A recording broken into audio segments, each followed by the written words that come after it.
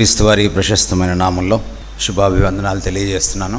మనం చాలా ఫండమెంటల్గా మౌలికంగా సేవ అంటే ఏమిటో వాక్యానుసారంగా నిర్వచించుకుందాం. మనం సేవ దగ్గర ఆరంభమై అక్కడి నుంచి ప్రేషిత సేవ దగ్గరికి వెళ్దాం. అప్పుడు మన బాధ్యత ఏమిటో, మనం ఏం చేయాలో మనకి అర్థమవుతుంది. ఇది యాజక సేవకు సంబంధించింది. అంటే మనము దేవుణ్ణి ప్రజలకు రిప్రజెంట్ చేయాలి, అలాగే ప్రజల పక్షాన దేవునికి మొర్రపెట్టాలి. అంటే ఇక్కడ దేవుని నామాన్ని ఉన్నదున్నట్టుగా ప్రజలకు తెలియచేయాలి. దేవుణ్ణి తప్పుగా ప్రతిబింబించకూడదు. దేవుని గురించినటువంటి అపార్థాలు ఎన్నో ఈ రోజున బయట ప్రపంచంలో ఉన్నాయి. మీరు యూట్యూబ్ చూస్తుంటే మీకు కనపడుతుంది. ఆ అపార్థాలు రావడానికి సగం అర్థం చేసుకునే వాళ్ళు కారణమైతే, ఈ చెప్పేవాళ్ళు కూడా ఇంకొక సగం కారణం. తప్పుడు బోధ ఎప్పుడైతే చెప్తామో, ఎడాపెడా మనకి ఇష్టం వచ్చింది మాట్లాడేస్తామో, వాక్యంలో లేని విషయాలు, ఖచ్చితంగా లోకం ప్రభువుని అపార్థం చేసుకుంటుంది. సో ప్రభువు గురించిన రైట్ పిక్చర్ మనం ప్రపంచానికి ఇవ్వాలి, యాజకుడి పని అది. అదే సమయంలో ప్రజల గురించినటువంటి మొర వెళ్ళాలి ప్రభు దగ్గరికి. అంటే ప్రజల పట్ల ఒక దుగ్ధ, ఒక శ్రద్ధ, ఒక కన్సర్న్, ఒక చింత సేవకుడికి ఉండాలి. అది దాని అర్థం అన్నమాట. 2 కొరింథీ పత్రిక 9:12. ఏలయనగా ఈ సేవను గూర్చిన పరిచర్య పరిశుద్ధుల అక్కరల కొరకు సహాయము కలుగు చేయుట మాత్రము కాకుండా అనేకులు దేవునికి చెల్లించు కృతజ్ఞతాస్తుతుల మూలముగా విస్తరించుచున్నది. అంటే సేవలో అంతర్భాగం ఏమిటి? అక్కరలను తీర్చడం కూడా సేవే. ఆ కాంటెక్స్ట్లో వాడుతున్నాడు. కాపరంటే ఏంటండి? నా అక్కర్లని తీర్చు అనడం కాదు. సాధారణంగా పాస్టర్లు ఏం చేస్తారు? పని చేయించుకుంటారు గొర్రెల చేత. ఒకళ్ళు కూరగాయలు తెచ్చి పెడతారు, ఇంకోళ్ళు ఇంకోటి చేసి పెడతారు. పరిశుద్ధుల అక్కర్లని తీర్చడము సేవలో అంతర్భాగం. అందుకని మీకు అపోస్తలులు ఎప్పుడు వాళ్ళు ఇలాగా ఊడిగం చేయించుకోవడం మనకు కనపడదు కొత్త నిబంధనలో. ఇప్పుడు వచ్చిందనమాట అది. సరే, ఫిలిప్పీ పత్రిక 2వ అధ్యాయము 17వ వచనం. మరియు మీ విశ్వాస యాగములోను దాని సంబంధమైన సేవలోను నేను పానార్పణముగా పోయబడినను నేను ఆనందించి మీ అందరితో కూడా సంతోషింతును. సేవలో ఏమవుతున్నాడు ఆయన?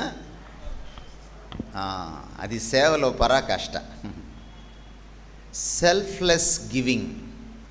సేవ అంటే ఏమిటంటే మనల్ని మనం దేవుడికి ఇచ్చి వేసుకోవడం. దేవుడి కోసం నీ శక్తిని, నీ ధనాన్ని, నీ సమయాన్ని, నీ సమస్తాన్ని అరగదీసుకోవడం, ఇది సేవ. ఇప్పుడు మనం చదివినటువంటి ప్రతి వాక్య భాగంలో లిటర్గీ అనే మాట వాడారు. కానీ కాంటెక్స్ట్ని బట్టి ఎప్పుడు కూడా ఒక పదానికి అర్థం చేకూరుతుంది. ఒక 20 ఏళ్ళు వచ్చిన అమ్మాయికి వాళ్ళ అమ్మ చెప్పింది అనుకోండి, నాన్నగారు నీకు పెళ్లి చేస్తారంటే అని. అలా కాకుండా ఒక 5వ తరగతి చదువుతున్న అమ్మాయికి, అల్లరి చేస్తున్న అమ్మాయికి, సాయంత్రం నాన్నగారు వచ్చారంటే నీకు పెళ్లి చేస్తారు అనింది అనుకోండి, రెండిటికి అర్థం ఒకటే కాదు.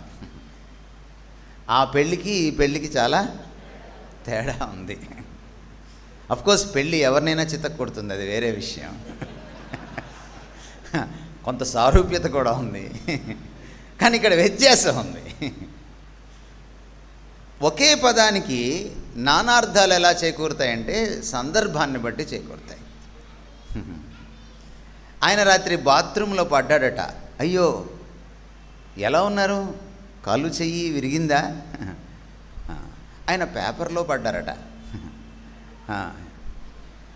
అయ్యో ఏమైనా విరిగిందా అని అనం మనం. ఆయన ప్రేమలో పడ్డాడట, ఆయన వలలో పడ్డాడట, బుట్టలో పడ్డాడట.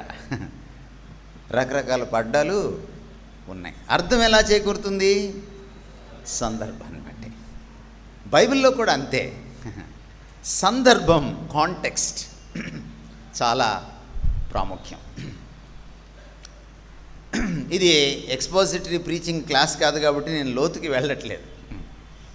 సో సందర్భాన్ని మనం చూస్తే పలు సందర్భాల్లో సేవకు పలు అర్థాలను కొత్త నిబంధన వాక్యం ఇస్తోంది. సేవలో అంతిమమైన విషయం ఏమిటంటే మనల్ని మనం ఇచ్చి వేసుకోవడం.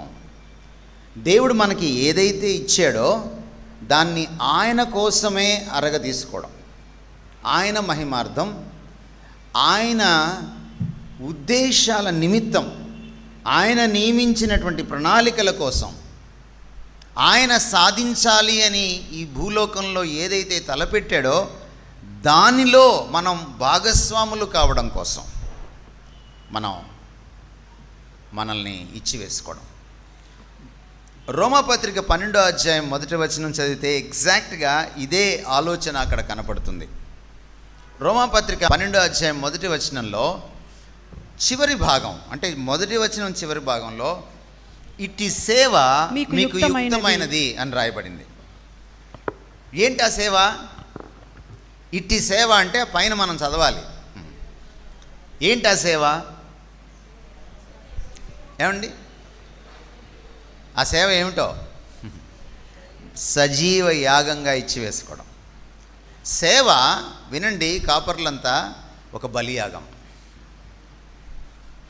యేసుక్రీస్తు వారు సిలువలో చెల్లించిన బలియాగం వేరు, మనము ఈ సేవారూపకంగా చేస్తున్న బలియాగం వేరు.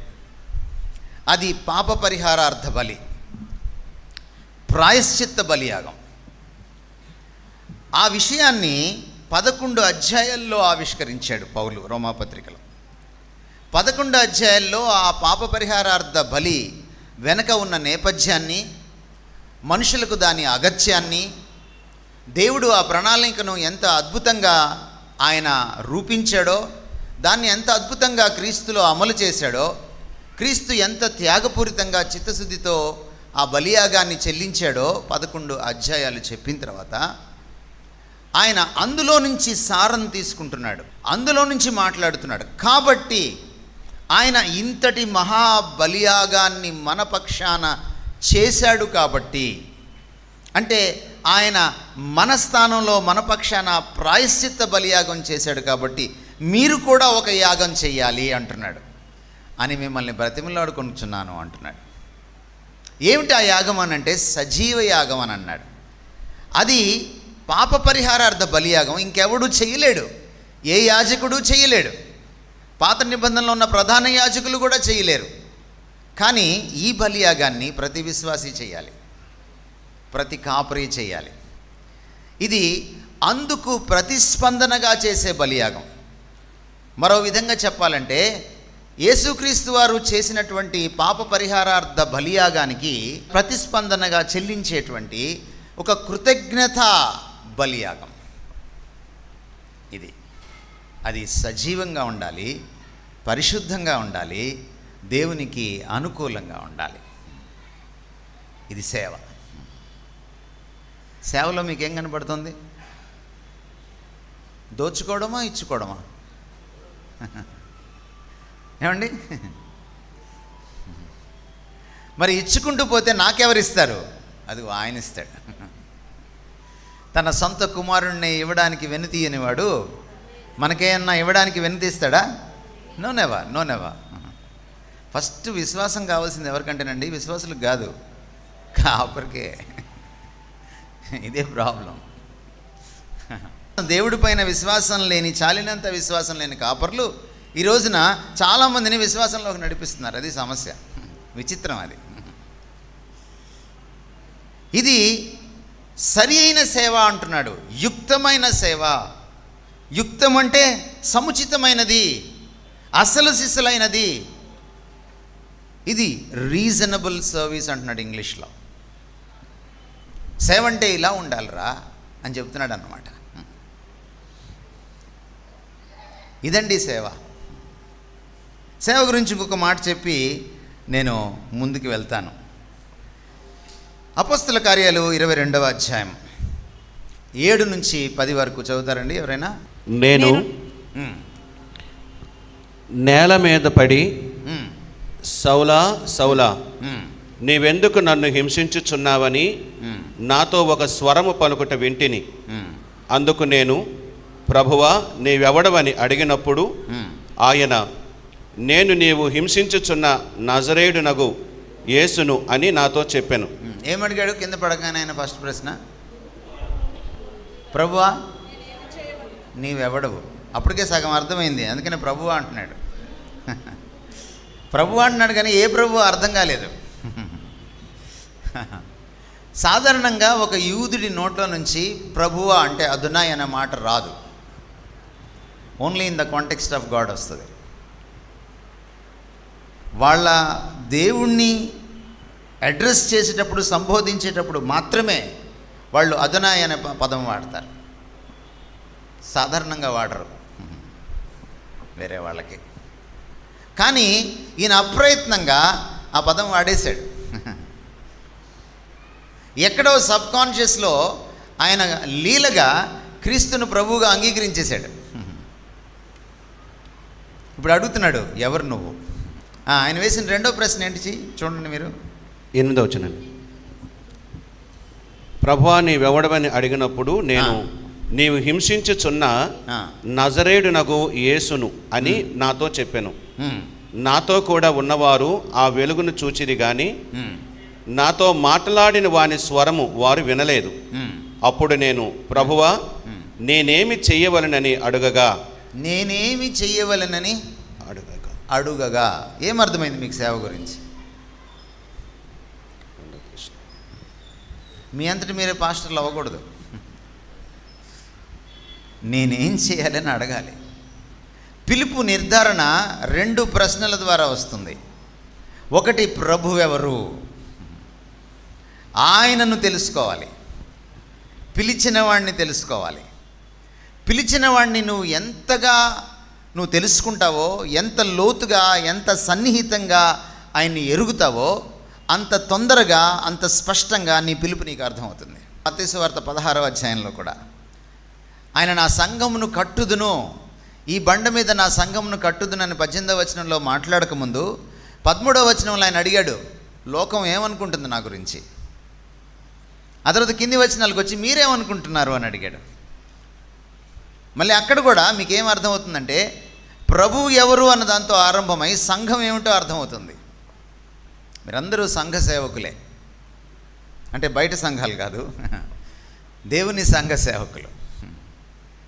మీరు సంఘ సేవకులైతే సంఘ పరిచర్య ఎలా ఉండాలో, సేవ ఏమిటో, దాని స్వభావ స్వరూపాలు ఏమిటో, దాని దిశానిర్దేశం ఏమిటో, అందులో మీ పాత్ర ఏమిటో మీకు ఎప్పుడు తెలుస్తుందంటే మొదట మీరు ప్రభువుని ఎరగాలి.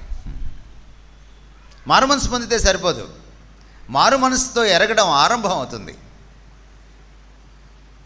నిన్నును అద్వితీయ కుమారుడైన నీ కుమారుణ్ణి యేసుక్రీస్తును ఎరుగుటయే నిత్యజీవం అన్నాడు ఆయన. ఎరగడంతో, ఆయన్ని వ్యక్తిగతంగా తెలుసుకోవడంతో ఆరంభం అవుతుంది మారు మనస్సు. మారు మనస్సుతో ఈ ఎరగడం ఆరంభమై మనం క్రమేపీ ఎదగాలి. ఆ ఎరగడంలో ప్రభువుని ఎరగాలి. ప్రభువుని ఎరగడం అంటే బిబ్లికల్ పరిభాషలో అర్థం ఏమిటంటే భార్య భర్తను ఎరిగినట్టు, భర్త భార్యను ఎరిగినట్టు ఎరగాలి. అందుకనే చూడండి, హీబ్రూ పదజాలం చూడండి మీరు ఒకసారి. మరియమ్మ తల్లి గారి దగ్గరికి వచ్చి గబ్రియేలు దూత, సర్వశక్తుడు నిన్ను కమ్ముకుంటాడు, పరిశుద్ధాత్మలను గర్భం ధరిస్తావు అని చెప్పంగానే ఆమె ఇది ఎలా సాధ్యమో అని వెంటనే ఆవిడ అన్న మాట ఏమిటంటే, నేను పురుషుని ఎరుగని దానను. ఇది బిబ్లికల్ టర్మినాలజీ, బైబిల్ పదజాలం.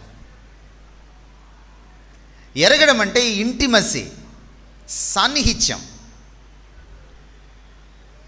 ప్రభువుని పాస్టర్ గారు సన్నిహితంగా ఎరిగినప్పుడే ఆయన సేవకు దిశానిర్దేశం చేసుకోగలడు.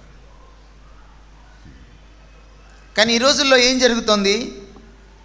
పక్క చర్చ్ వాళ్ళు వార్షికోత్సవం పెడితే మీరు వార్షికోత్సవం పెడుతున్నారు.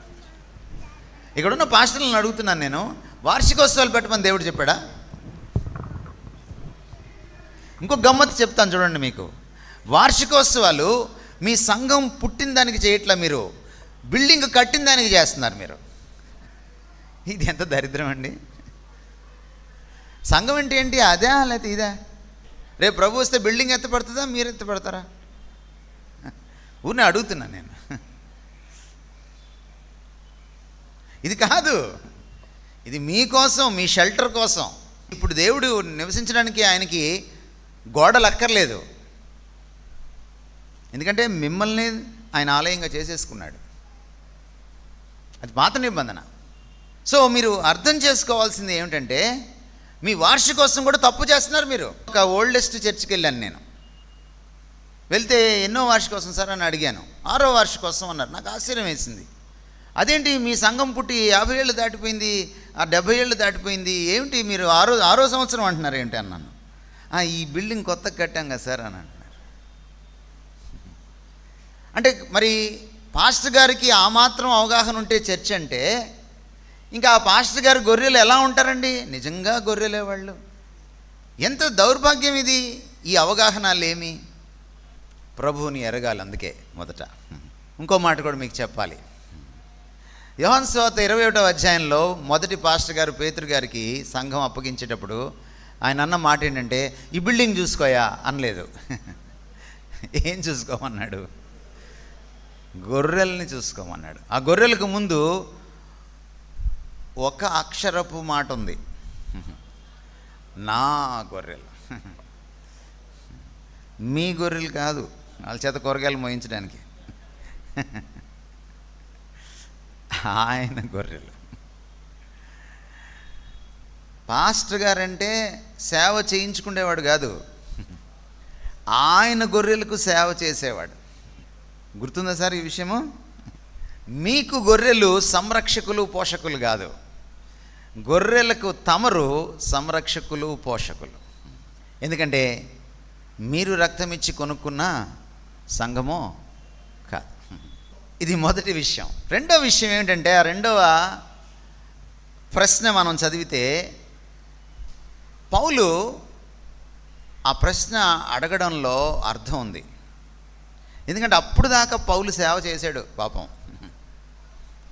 యేసుక్రీస్తు వారు వెళ్ళేటప్పుడు ఒక మాట అన్నారు, మీకు గుర్తుందా?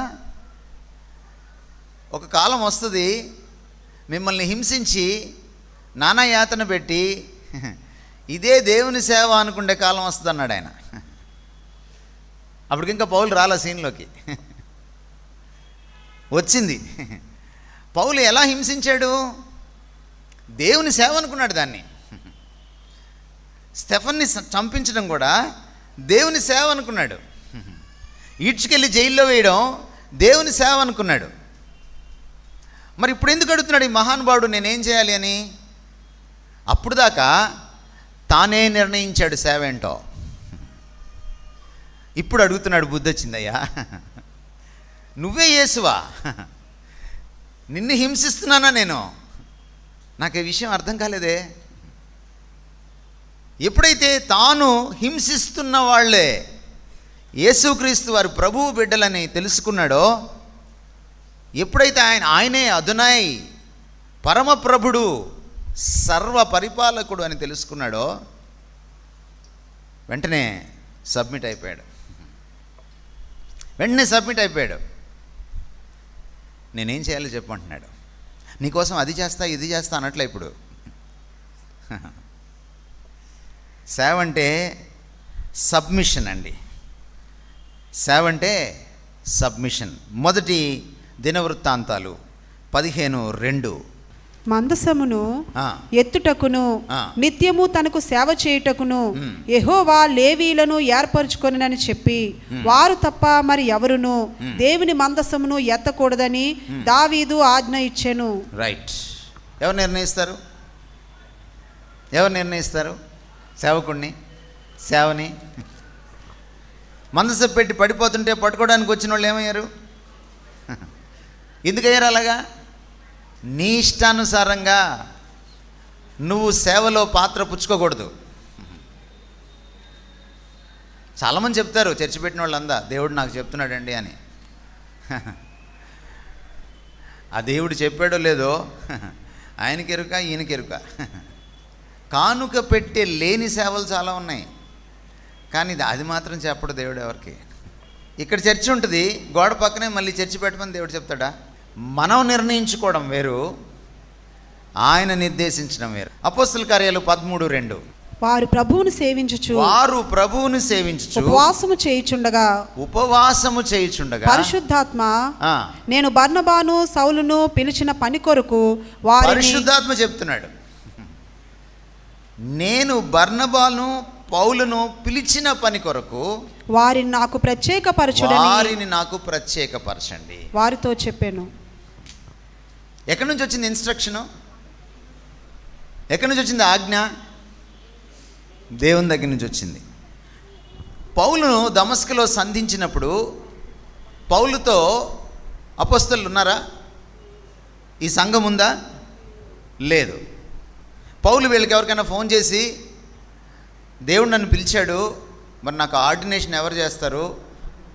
పేతురు గారు, యోహాన్ గారు, యాకోబు గారు కొద్దిగా ఆర్డినేషన్ చేస్తారా అంటే, పౌలు గారు మరి ఖర్చు అవుద్ది, భోజనాలు పెట్టాలి కదా రోజు, మరి ఒక 7 పాస్టర్లు వచ్చారంటే 7 మరి చదివించాలి కదా, మరి అవన్నీ చూసుకుంటారా? చూసుకుంటానయ్యా. ఒక చిన్న రిక్వెస్ట్ పేతురు గారు, నాతో పాటు బర్నబా కూడా ఉన్నాడు, మనోడే. సరే ఇద్దరికి అంటే మరి ఇద్దరికి కూడా మరి చూడండి, వేరే వేరే కవర్లు ఇవ్వాల్సి వస్తుంది. మరి ఆర్డినేషన్ ఎలా జరుగుతుంది సార్ ఇప్పుడు? పౌలు చెప్తే నమ్మల వాళ్ళు. సంఘానికి ఆత్మదేవుడు చెప్పాడు, ఆనాటి అపోస్తలులకి ఆత్మదేవుడు చెప్పాడు, వీళ్లను నేను ప్రత్యేకం చేసుకున్నాను నా పని కోసం. వాళ్ళని పక్కన పెట్టండి. మీరు అభిషిక్తులను అంటారా? అభిషిక్తులను అనేంత సీన్ ఉందా మీకు అని మీరు అంటున్నారే. మీరు అభిషిక్తులని మాకేంటి గ్యారంటీ? అడుగుతున్నా. అభిషిక్తులంతా ఉన్నారు కదా ఇక్కడ, అందుకని అడుగుతున్నా. మీరు అభిషిక్తులని మాకేంటి గ్యారంటీ? ఇదిగో ఇక్కడ గ్యారంటీ ఉంది. మన పిలుపుని నిర్ధారించుకోవాలి మనం. నేను నిజంగానే పాస్టర్నా, మరి ఇంకేదేనికైనా కోసం పిలిస్తే ఇక్కడికి వచ్చేసాను, ఇది బాగుంటుందని. ఒకవేళ దేవుడు మనకి కల్లో కనపడి రాత్రికి సంఘాల్లోంచి కానుక పెట్టెలు తీసేయాలి అని చెప్పాడు అనుకోండి, అనుకుందాం ఊరికే, ఎన్ని సంఘాలు ఉంటాయి? సో ప్రభువుకు తెలుసు, ఇక్కడ ఈ గుండె దేవుడా అని కొట్టుకుంటుందా, కానుక అని కొట్టుకుంటుందా? పాస్ గారి గుండె ఆయనకి తెలుసు. మనం మనుషులను మోసం చేయొచ్చు కానీ దేవుణ్ణి మోసం చేయలేం. సేవ గురించి ఒక మాట చెప్తాను నేను. సేవ అంటే నేను నిర్ణయించుకునేది కాదు, సేవ అంటే ఆయన నిర్ణయిస్తాడు. చూడండి, సేవలో పలు ఎలిమెంట్స్ ఉంటాయి. ఎవరి చేత సేవ చేయించుకోవాలి ఆయనే నిర్ణయిస్తాడు. ఎవరు ఎలాంటి సేవ చేయాలి అంటే, నువ్వు సువార్థికుడా, బోధకుడా, కాపరా, ఆయన నిర్ణయిస్తాడు. ఏమండి?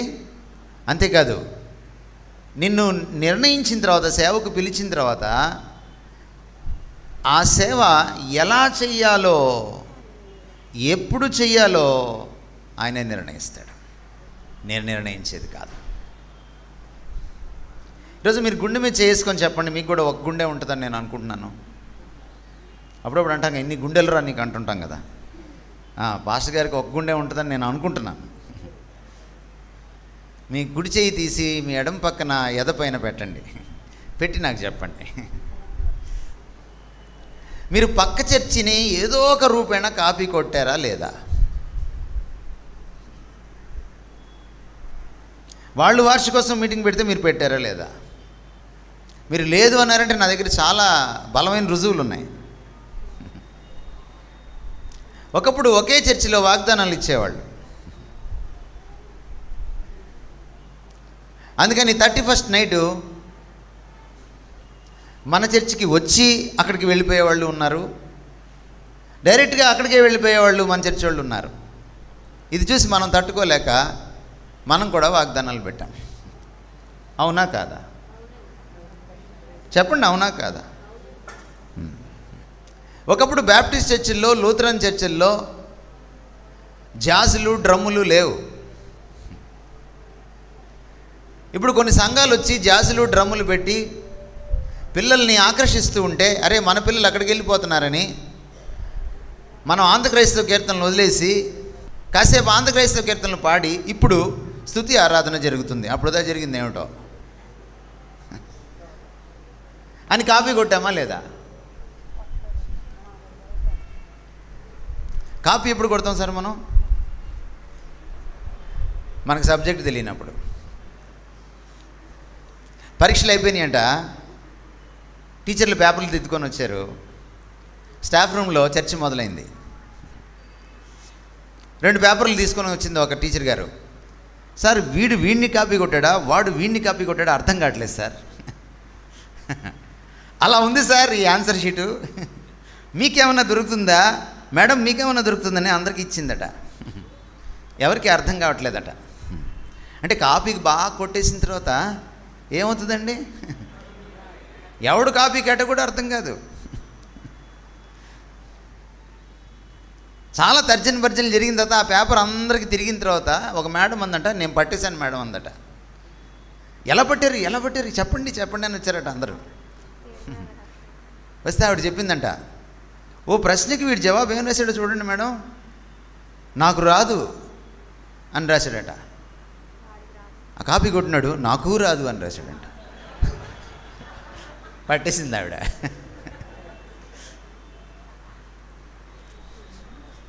మీది కాపీ చర్చ, కాపీ సేవ, ఒరిజినలా?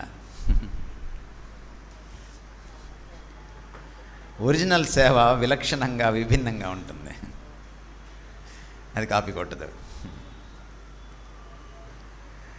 దేవుడు 10 మంది పాస్టర్లను పిలిచి పక్కనే చర్చిలు పెట్టండి అని చెప్పడం. వాళ్ళు మ్యూజిక్ పెట్టారు కాబట్టి మీరు మ్యూజిక్ పెట్టండి, వాళ్ళు వాగ్దానాలు పెట్టారు మీరు వాగ్దానాలు పెట్టండి చెప్పడు.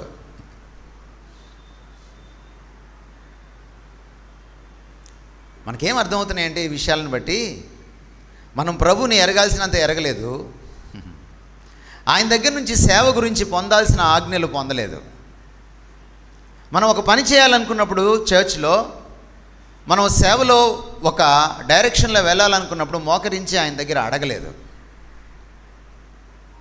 ప్రతి ఏడాది మీటింగ్లు పెట్టేవాళ్ళు ఉన్నారు ఇక్కడ పాస్టర్లు. ప్రతి ఏడాది అడుగుతారా ఇదా కాదా అని మీరు? ఈ మధ్య ఇంకో విచిత్రం కూడా చూశాను నేను. మా నాన్నగారు ఆబ్దికం అండి, మా అమ్మగారు పుట్టినరోజు అండి, డేట్ మార్చుకోమంటే మార్చుకోరు మీటింగ్లకి. ఏంటంటే వాళ్ళ తాతగారు వాళ్ళ నాన్నగారు పోయారట, ఆ రోజే పెట్టాలట అటు చెప్తాడు దేవుడు. జయంతులు వర్ధంతులు చేయమని చెప్తాడు దేవుడు. అది నీకు సెంటిమెంట్, ఆయనకి ఎందుకు ఉంటుంది సెంటిమెంట్? అంటే దేవుడి కంటే ఎక్కువగా పోయిన తల్లిదండ్రులకి, పోయిన పెద్దలకి తమరు అటాచ్ అయిపోయారు. సేవ తమరు నిర్దేశించకూడదు. ఒక చిన్న ఉదాహరణ చెప్తాను మీకు. గురువుగారు శిష్యులు ఉన్నారు, గురువుగారి దగ్గర శుశ్రూష చేస్తున్నారు. గురువుగారు రకరకాల పనులు చెప్తుంటారు. అరే దాహం వేస్తుంది మంచినీళ్ళు తీసుకురారా అన్నారు శిష్యుడిని. అంటే శిష్యుడు గురువుగారి దగ్గరికి వచ్చి, బాత్రూంలో మంచినీళ్ళు పెట్టాను సార్ అని అంటాడా?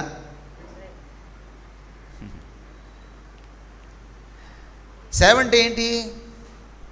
గురువుగారు మంచినీళ్ళు పెట్టమన్నప్పుడు మంచినీళ్ళు తెమ్మన్నప్పుడు మంచినీళ్ళే తేవాలి, స్నానానికి నీళ్ళు పెట్టమన్నప్పుడు స్నానానికి నీళ్ళే పెట్టాలి.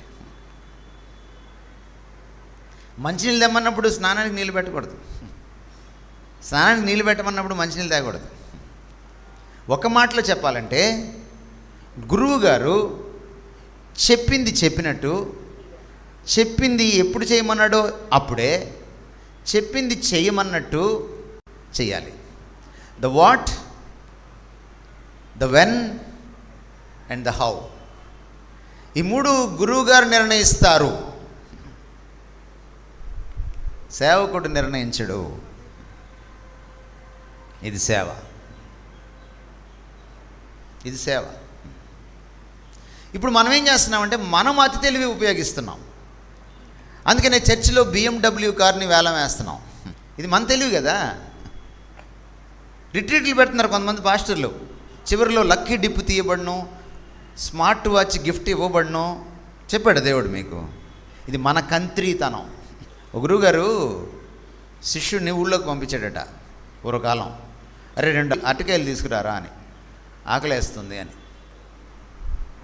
సరే వాడు వెళ్ళి తీసుకొచ్చి బల్ల మీద ఒక అరటికాయ పెట్టాడట. గురువుగారు వాడిని పిలిచాడు. అరే నిన్ను ఎన్ని తెమ్మన్నాను అన్నాడట. 2 గురువుగారు. మరి ఇంకోటి ఏది అన్నాడట. ఇదిగోండి గురువుగారు అని బల్ల మీద చూపిస్తున్నాడట వాడు. కాదురా నిన్ను ఎన్ని తెమ్మన్నాను అరటికాయలు, 2 గురువుగారు. మరి ఇంకోటి ఏది, ఇదిగోండి గురువుగారు అని ఈ బల్ల మీద పెట్టింది చూపిస్తున్నాడు. ఒకటి మింగేశాడు వాడు. అలాగున్నారు చాలామంది సేవకులు. అతి తెలివి ఎక్కువైంది, మినిస్ట్రీ పోయి మార్కెటింగ్ వచ్చింది. సో ఇదండి ఈ సేవ అంటే. సో ఎప్పటికప్పుడు మనం ప్రభువుకి దగ్గరగా జరుగుతూ, ప్రభువుని ఎరుగుతూ, ప్రభు ఏం చేయమంటావు. పౌలు ఒకసారి తనకున్న దుగ్ధతో, మనలాంటి స్వార్థపరుడు కాదాయన, చాలా నిస్వార్థపరుడు, పానార్పణంగా పోయబడుతున్నానని చెప్పాడు. అంత త్యాగపూరితమైనటువంటి త్యాగశీలి అయినటువంటి ఈ అపోస్తలుడు ఆయన బితునియాలోకి వెళ్తున్నాడు. అంటే ఇప్పుడు రష్యా సేవ కోసం. ఆత్మదేవుడు ఏం చేశాడు? ఆటంకపరిచాడు. సువార్త చెప్తుంటే కూడా దేవుడు ఆటంకపరుస్తాడండి. మీకేం అర్థమైంది? సువార్త చెప్తున్నప్పుడు దేవుడు ఆటంకపరిచాడంటే బితునియాల్లో సువార్త చెప్పొద్దని కాదు ఆయన ఉద్దేశం, ఇప్పుడు చెప్పొద్దు అని. తర్వాత మళ్ళీ పౌలు బితునియాకి వెళ్ళాడు. అంటే ఎప్పుడు అనేది కూడా దేవుడు నిర్ధారిస్తాడు. యేసుక్రీస్తు ఎంత అద్భుతమైన సేవకుడో చూడండి. ఆయన అన్నాడు మార్క్స్ వార్త 10:45లో, సేవ చేయించుకోవడానికి రాలేదు, సేవ చేయడానికి వచ్చాను. కానా వివాహంలో మీరు ఎప్పుడు ఆ వివాహం మీద పడే ఏడుస్తుంటారు కదా, యేసుప్రభుని కూడా కాస్త పట్టించుకోండి. ఆయన కానా వివాహంలో తల్లి వచ్చి ఆయన్ని, అయ్యా ద్రాక్షరసం అయిపోయింది అంటే ఆయన అన్నమాట ఏంటి? నా సమయం ఇంకనూ రాలేదు. ఆయన మధ్యలో తీసుకెళ్ళి చంపేయడానికి ప్రయత్నం చేస్తే తప్పించుకొని వెళ్ళాడు. ఎందుకని? ఆయన సమయం ఇంకనూ రాలేదు. సమయం వచ్చినప్పుడు గెత్సెమనెలో అర్ధరాత్రి పూట ఈయనే ఎదురెళ్ళి మీరు ఎవరి కోసం వెతుకుతున్నారు అని ఈయనకీనే అరెస్ట్ అయ్యాడు. ఎందుకని? సమయం విషయంలో కూడా ఆయన లోబడ్డాడు తండ్రికి. మరి ఈ ఏడాది పెట్టమంటారా మీటింగ్స్ ప్రభు అని అడగరా? అడగాలి కదా.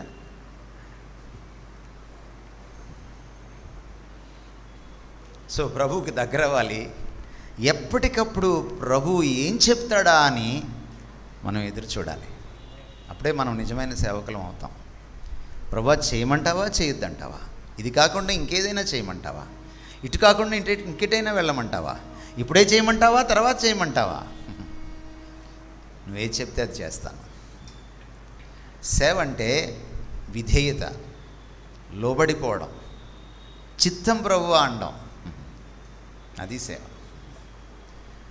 నీ క్రియేటివిటీ, నీ అతి తెలివి, నీ మార్కెటింగ్ ట్రిక్లు, నీ లక్కీ డిప్పులు, నీ లాటరీ సిస్టంలు, నీ స్కీములు, పథకాలు కానే కావు.